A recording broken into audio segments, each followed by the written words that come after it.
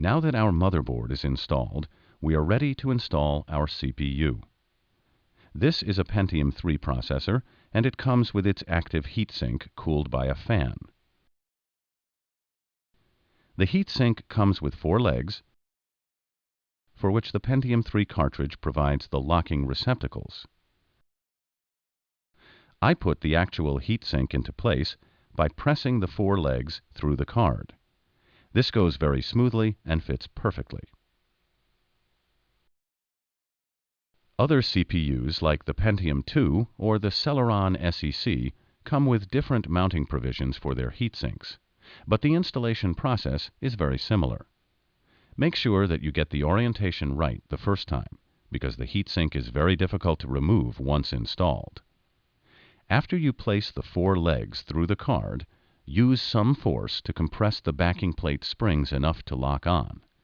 This backing plate locks the heatsink to the processor nice and tight. I will install the Pentium 3 chip to the motherboard.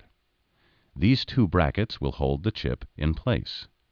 And again, I have to tell you, if you don't have a Pentium 3, the way you have to put your particular chip into place depends on how the processor was designed by its manufacturer. But the installation process is very similar. So here you see the contacts.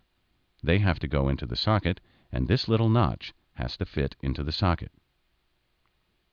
Make sure that the chip with its notch of the contact edge fits into the socket in the right way. When the contact line of the chip matches the way the socket is prepared for it, push the chip in. Now it is installed perfectly.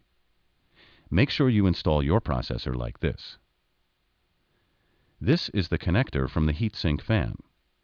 The ATX motherboard offers 3 different power points.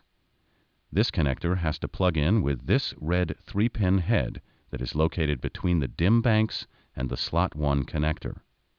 It is usually labeled on the board, right here. This is a memory chip.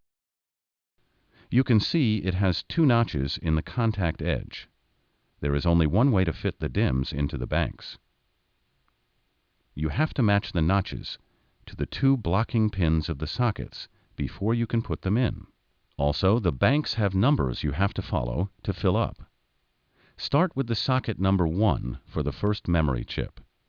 It is important to check your motherboard manual for information on which banks have to be filled up first and in what combination.